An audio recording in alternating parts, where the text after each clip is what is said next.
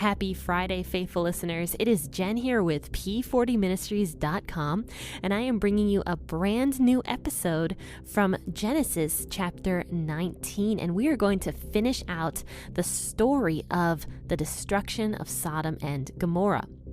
Now, if you didn't listen to Wednesday's episode, go back and do that now, because otherwise you may not be in the loop of what is happening. But I will do a quick recap here just for those who might have forgotten. So to start out, this city, Sodom and Gomorrah, well, they were actually two cities, but these two cities were extremely corrupt, and they were filled with all sorts of different kinds of evils. And for example, when the two angels that had been visiting Abraham went into the cities to see how they were, these men, young and old, it says, and we don't know how young and we don't know how old, but we know that all these men surrounded Lot's home to try to rape these two men that came into the city. They were trying to force Lot to open the doors and bring out those two men so that they can do whatever they want to these two poor traveling men who happen to be angels. And I said on my last episode on Wednesday that these two men, since they were angels, they were probably very handsome, very beautiful men. And these men in Sodom would have seen these two travelers probably look very different from normal humans. They would have seen these two travelers enter the city, and they would have wanted them for themselves, probably in an act of orgy, since all these men came and tried to bust down Lot's door in order to get to these two men. So when Lot says no, these men start beating down on Lot. They're pressing him up against the door, practically ready to break the door. And they say to him, "How dare you judge us?" And they say, "We're going to deal harsher with you than we would have with those two men that entered this city." Meaning they're probably going to rape Lot. They're probably going to try to destroy Lot, try to kill him. Who knows what would have happened? But these two angels who were inside the house, hearing all this, open the door and throw Lot in, shut the door, and then they strike these men with blindness so that these men couldn't even find the door. They didn't know what was happening to them, and they end up leaving.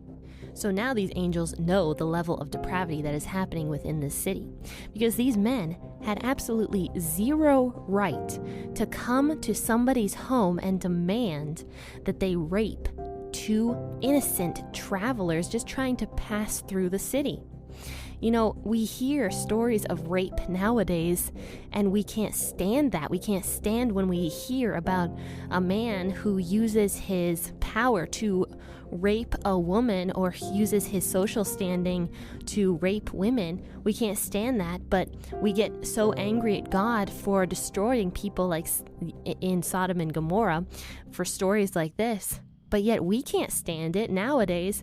How much more was God seeing this for years and years and years, probably hundreds of years, seeing this level of depravity and being merciful and waiting until there was no righteous people left except for Lot and his family. And so we can't exactly get angry at God for doing something like this. He was preserving humanity by doing this, and that's what I said in Wednesday's episode. So now let's read verses 15 through 29. I'm actually going to be reading out of the Living Bible translation. I've never actually read out of this version before, and I happened to stumble across it this morning, and I was like, oh, I really like that. So I like to change things up a little bit. I like to make things a little bit different and keep stuff interesting. So I'm going to be reading out of the TLB version of the Bible today. At dawn the next morning, the angels became urgent. "Hurry," they said to Lot. "Take your wife and your two daughters who are here and get out while you can, or you will be caught in the destruction of this city." When Lot still hesitated, the angel seized his hand and the hands of his wife and his two daughters, and he rushed them to safety outside the city, for the Lord was merciful. "Flee for your lives," the angel told him, "and don't look back. Escape to the mountains. Don't stay down here on the plain, or you will die." "Oh no, sirs, please," Lot begged. "Since you've been so kind to me and saved my life, and you've granted me such mercy, let me flee to that little village over there instead of into the mountains, for I fear disaster in the mountains." See, the village is close by, and it's just a small one. Please, let me go there instead. Don't you see how small it is? And my life will be saved." "All right," the angel said, "I accept your proposition and won't destroy that little city. But hurry, for I can do nothing until you are there." From that time on, that village was named Zoar, meaning little city. The sun was rising as Lot reached the village. Then the Lord rained down fire and flaming tar from the heavens upon Sodom and Gomorrah, and utterly destroyed them, along with the other cities and the villages of the plain, eliminating all life, people, plants, and animals alike. But Lot's wife looked back as she was following along behind him, and she became a pillar of salt. That morning, Abraham was up early and hurried out to the place where he had stood before the Lord. He looked out across the plain to Sodom and Gomorrah and saw columns of smoke and fumes as from a furnace rising from the cities there. So God heeded Abraham's plea and kept Lot safe, removing him from the maelstrom of death that engulfed the cities. So now these two angels are talking with Lot in the morning after they spent the night. And they're saying, "Hurry up, hurry, because we are about to destroy this city. We have seen what is happening here, and we are going to destroy it." And Lot is sitting there hesitating.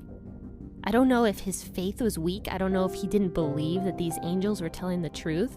But it says here in verse 16 that he was hesitating.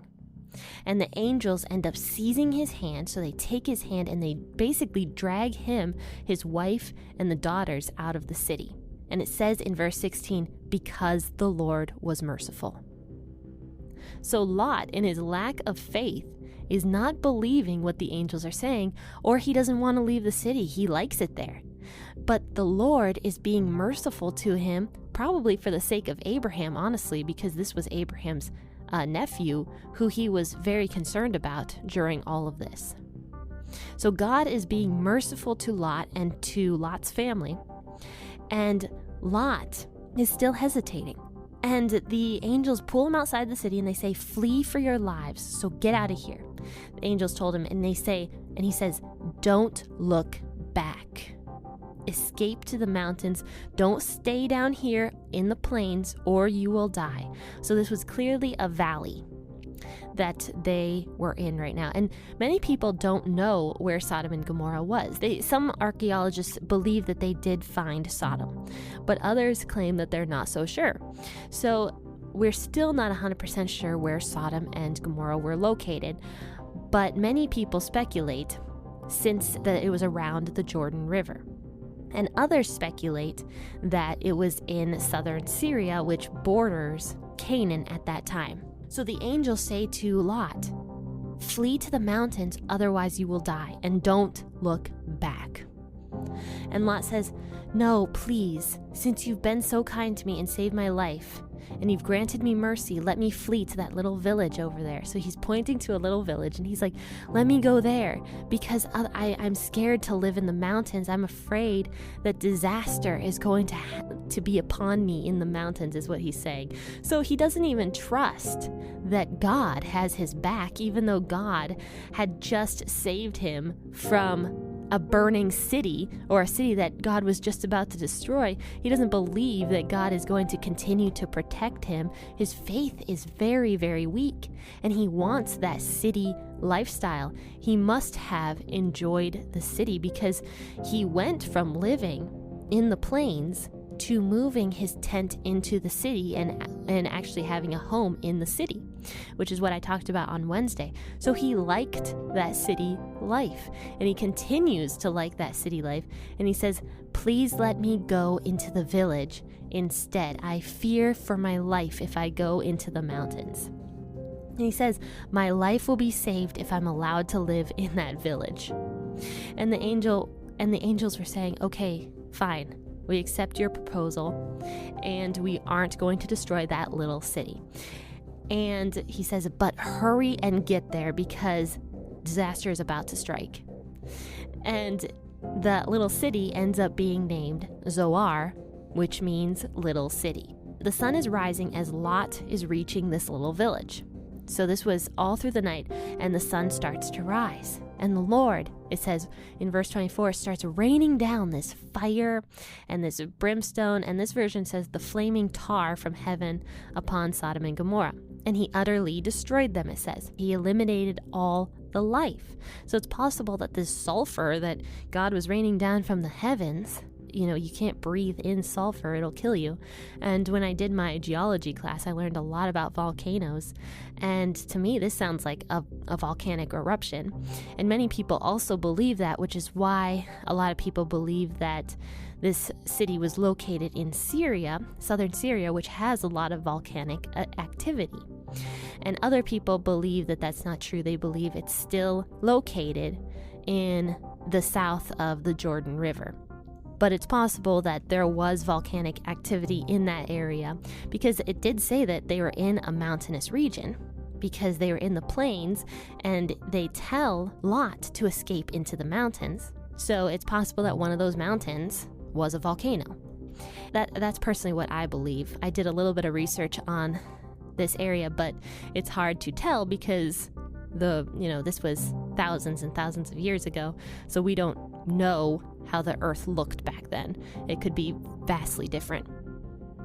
So Lot escapes into the village, but it says here that Lot's wife looked back as she was following along behind him, and she became a pillar of salt. And that is in verse 26.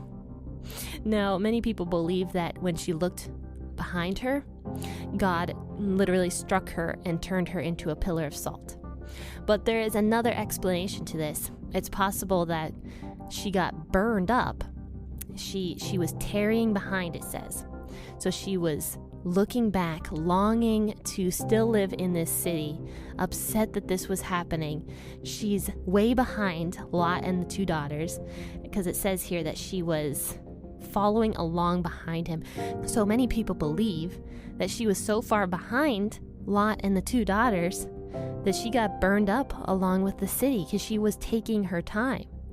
And when that happened, she got burned up and she became salt. And you can actually read a note that the AMP version of the Bible says. It says, Lot's wife not only looked back to where her interests were, but perhaps lingered behind so far and was overtaken by the fire and the brimstone, her dead body likely becoming continually encrusted with salt, since this disaster occurred in the salt-rich area around the Dead Sea. And this is just another way to look at it. If this Sodom and Gomorrah was located near the Dead Sea rather than in Syria, it's very possible that rather than God just striking her dead and her becoming a pillar of salt, her body got overtaken by the brimstone and got encrusted with salt, because the Dead Sea has so much salt in it and it's such a salty region that it's possible that that also happened as well. And you can see in the AMP version, it says in verse 26, but Lot's wife from behind him foolishly and longingly looked back towards Sodom in an act of disobedience, and she became a pillar of salt. And there's actually, where some of the archaeologists believe Sodom and Gomorrah is located, there's actually a salt area. And there's this one tall pillar of salt, and they call it Lot's wife. And it's kind of interesting. You can look up pictures of that, and it doesn't look anything like you would expect it to look. It doesn't look like the shape of a woman. It's just a pillar of salt, and it's kind of interesting. But yeah, there's a bunch of different ways you can interpret this, and depending on where Sodom and Gomorrah was located, you can look at this in different ways and see the correlations that are happening here with the way geology works and volcanoes work and the salt in the area and whatever else. So it is very interesting. I had a lot of fun researching this and looking this up. So after this, Abraham rises really early because he was probably stressed out all night because he was afraid that his nephew Lot was going to be destroyed along with the city that he lived in. And he looks down towards Sodom and Gomorrah, and towards all the land, and he sees the smoke going up almost like a kiln, like a pottery furnace. He sees the smoke rising, and he knows that God did indeed destroy those two cities. And it says in verse 29 that when God ravaged and destroyed the cities of the plain, he remembered Abraham, and for that reason he sent Abraham's nephew Lot out of the midst of the destruction when he destroyed the cities in which Lot had lived. So this was God's mercy being shown not only to Lot, but also to Abraham, and just protecting Lot, even though Lot had chosen that lifestyle for himself. Lot didn't necessarily agree with what was happening there, and he was the only righteous person left, but also out of mercy for Abraham, who was afraid for his nephew. And for God's love of Abraham, it says that he sent Abraham's nephew Lot out of Sodom and out of destruction.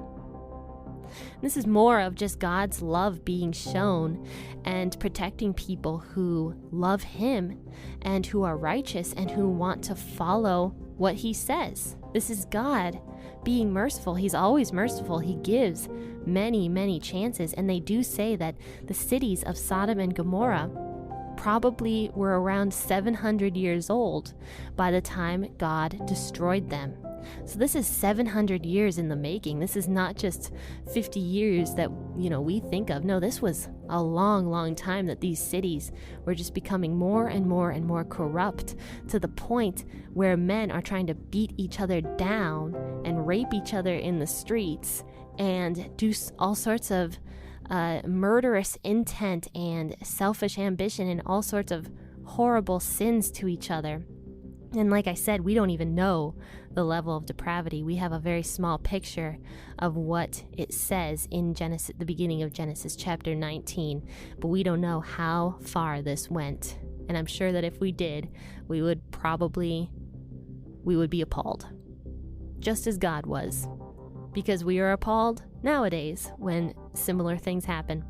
So this was a breakdown of Genesis chapter 19, from 15 to 29. We will finish out this chapter on Monday. And like I said, this is one of the, I think, creepiest and strangest chapters in all of Genesis. And you'll see why. I mean, you're already getting a glimpse as to why I think this is the creepiest chapter. It gets weirder though, I promise. So join me then. We will discuss the last part of this on Monday. Join me at 6 a.m. But as usual, I ask that you go to my website, www.p40ministries.com, and take a look at the blog post I will have up tomorrow morning at 6:30 a.m. Every single Saturday, my blog updates at 6:30 a.m. and sign up for those emails so that you'll never miss my blog posts. And also go to my shop at the same website and take a look at my brand new designs that I have in the store. I'm constantly coming up with new ideas and new designs. Just take a look at them. Get some for yourself. Get a t-shirt for your family for Christmas. You can do whatever you want. But if you want to support P40 Ministries financially, that is an excellent way to do that. But I also just want to thank you guys so much for tuning in every single morning. I appreciate you guys so much. And as I say at the end of every podcast episode, happy listening and God bless.